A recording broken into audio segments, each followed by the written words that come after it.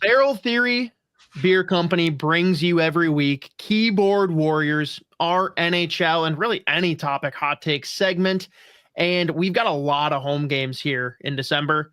Get out, whether it's for the pregame or postgame, check out the tap room. They have some incredible beers on tap, awesome to go options, and most importantly, check them out when you're at the game at the XL Energy Center. Get the Crowler of the Day in section 105, or hit up any of their options on really any level, I guess, for Raindrops on Tap. Delicious, delicious offerings. First one I have here, Joe, and we can be a little briefer on this. I'm just curious where your head's at on it, because this is the one that I kind of thought of mid-episode last week, and I know we were running short on time, so I left it out, but I'm maybe an early overreaction, but I really think that Macklin Celebrini is going to make a push to have a better career than Connor Bedard.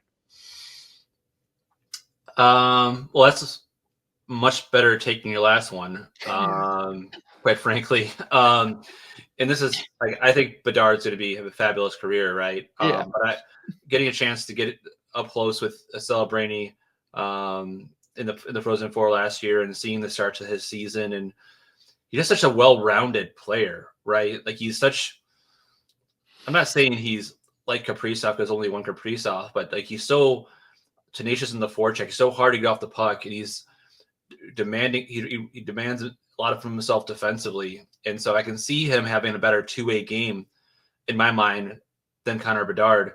Like Bedard has an elite level shot that's very few people have, and so he's not going to maybe have that. But there's no question, from the skill set to like the hockey brain that he has, to his pedigree of being around elite level athletes his whole life and led by his dad who worked for the Golden State Warriors. Like, I mean, it would not shock me if he ends up having a better career than Bedard. So that means the two of them could be the next wave of the Crosby and Ovechkin, right? You know, kind of the next future face beyond past the Connor McDavids of the, you know, hockey is in a great place if you have the likes of McDavid and Matthews, and right behind them, Bedard and Celebrini too. No, I agree. And I actually really like what you said. I wish you would have doubled down harder on it. I see it's early, but like there's definitely similarities to the way Kaprizov and Celebrini play. And that's not like copy paste. And that's not saying that Celebrini is going to ascend like Kaprizov has as quickly as he did.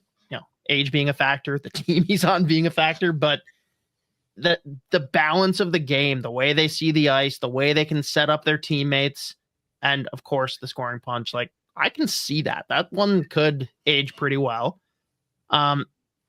Next one here, stretch, and I don't think there's any chance it actually happens, but I really think the way he's played of late, Jared Spurgeon has made a case that he should at least be considered for Team Canada for the Four Nations. I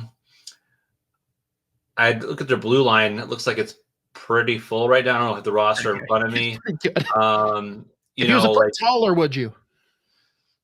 Well, everybody's a foot taller. If I was a foot taller, I'd be playing college basketball. But no, it's I think Spurgeon is one of those guys that you have to watch every day to appreciate what he does on the ice and in the room too. And you know, I don't know if don't think he'll make the Four Nations roster, but I think that he is a guy that you look at the differences between the Wild this year and last year, and one guy who's been different, or the new addition, quote unquote, has been Jared Spurgeon, who was not really healthy last year, missed the start of the season, injured last game of the preseason.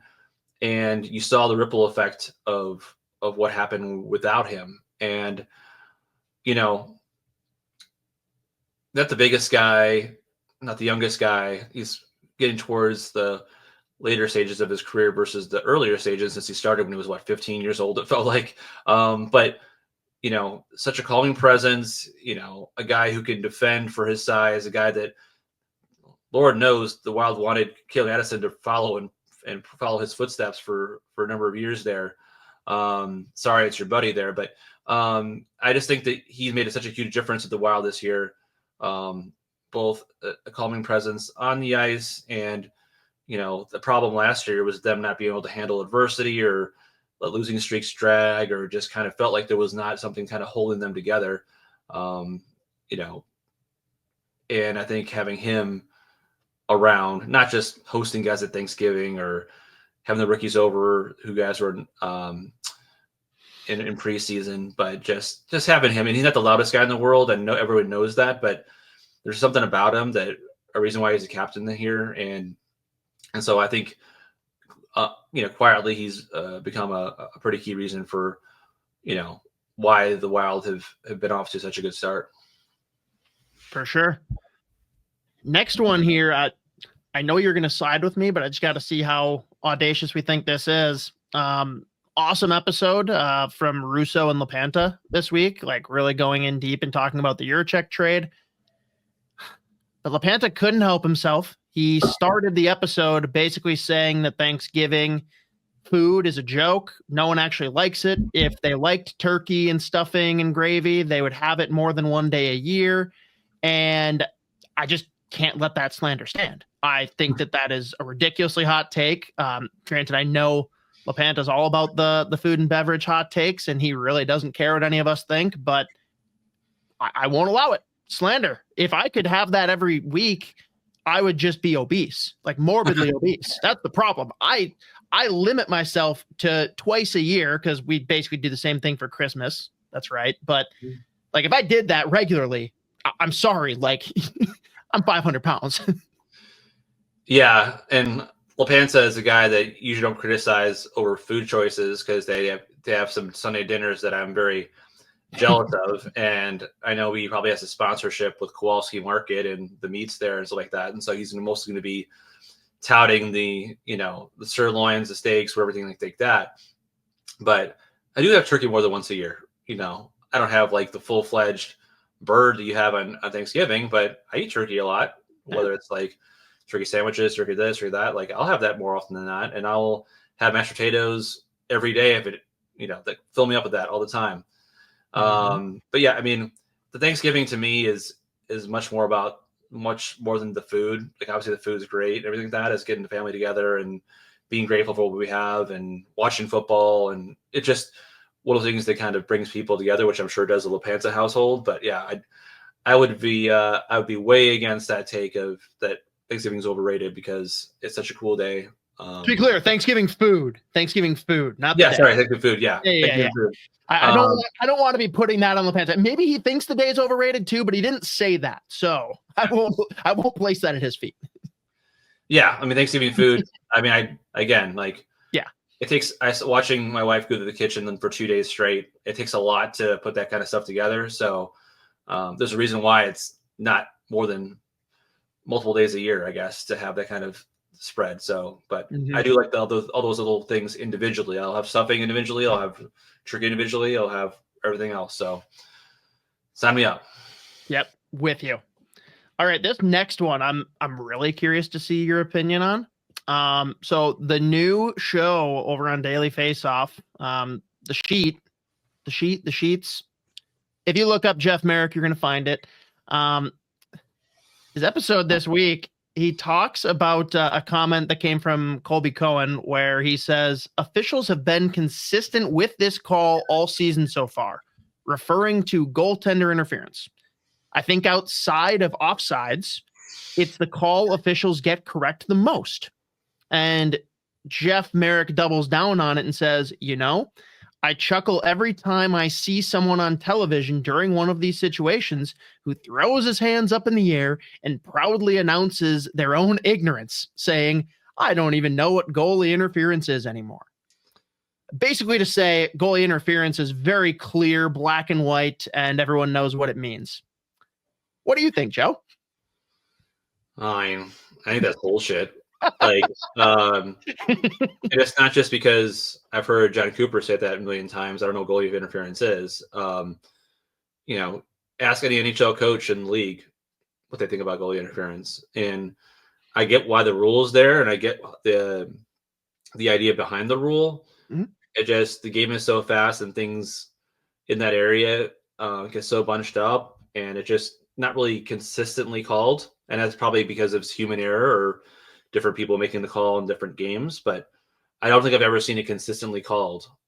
If it were consistently called one way or the other, then whatever the rule is, I get it, but it just feels like game to game, it kind of goes back and forth. So that's my issue of goalie interference, beyond the fact that of it actually being a rule or whatever. I just don't think it's consistent enough. Yeah, and I had to throw this in because it's the first time I think I've ever had like a full head turn moment from Jeff Marek. Like, I'm a Marek disciple. He's got some exotic and unique takes for sure. This is the first one where I stopped. I was like, I'm going to say no. I'm going to say no. Yeah. All right. Last one here, just because I had to throw this in because I know we both really care about this guy. I think the greatest press conference we've gotten and will get this year in hockey is Marty St. Louis 4 or 5 times consecutively answering completely different questions, just saying, I loved our game, but I'm not going to talk about the refs. Did he say it in French too? He did, yeah. Yeah. I love that he does it in both languages too. And well, he answers French questions in French and answers English questions in English. Yeah, I love that. I mean, in a media market like that, you have to be consistent both languages, right? You don't want to give one group of press a different answer. But yeah, that's his personality completely. Having covered him in Tampa, so it's not a very exciting press conference for writers, although it could be kind of construed that way because of the fact that what he did and what he said, what it stood for. But hey, I think people would have loved to hear him go off and rip the refs and stuff like that. But I think he's a little more calculated and calmer than that in these days. Maybe when he's a player, did a little differently, but now I think he gets it. Yeah, he's on my personal Mount Rushmore of like favorite hockey players, but this to me is like better than the Marshawn Lynch, like replying to everything. I'm just here so I don't get fined. Like he's basically saying like, yeah, I thought we played great. And I'm not going to talk about the refs, which is really to say the refs absolutely sucked. It's great.